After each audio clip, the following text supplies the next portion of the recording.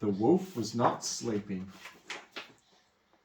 Deep in the forest one dark winter's night, in a small cosy bed by the firefire's light, a wolf lay awake. His loud breathing heart was thumping in fear that the howling might start.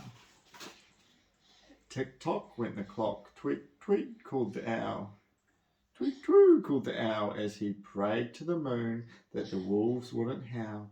But the forest stayed quiet, and with first morning light, phew, Wolfgang said everything was all right. Each night was the same. His loud beating heart would be thumping in fear that the howling would start. And if all was still quiet by first morning light, phew, he would say, everything is all right. But the peace wouldn't last, and that worried him so, for when the wolves howled, his dad had to go. His dad was a helper. When they called, he would run. No matter where, when or how, he'd be helping someone. A forest of creatures can't always be calm. Sometimes there's trouble or danger or harm. And if there was trouble, the wolves let them know. Their howling would summon the helpers to go. Wolfgang imagined such terrible things like Taniwha dragons with large scaly wings, trolls under bridges, villains and thieves, dangerous traps that lay hidden in leaves. He imagined wild beasts that were fierce and unkind. He could not get these pictures out of his mind. The thoughts of it all made his legs feel like jelly. His stomach was turning like worms in his belly. So he lay awake worried each night in his bed and falling asleep in the daytime instead. Drink the Malkies. No?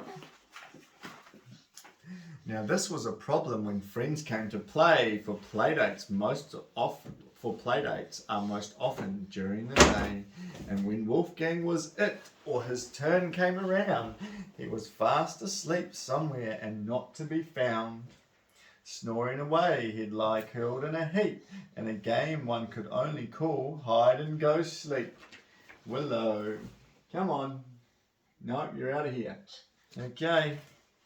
He was struggling to think straight. He slept during school. When Ruru asked questions, he felt like a fool.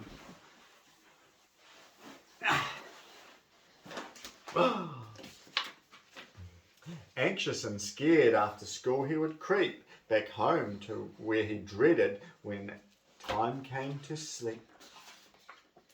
But tonight would be different. He hadn't a clue what a spider, some pens and some magic could do. Spider knew he was frightened, so did something kind. She scribed a note for Big Dad Wolf to find.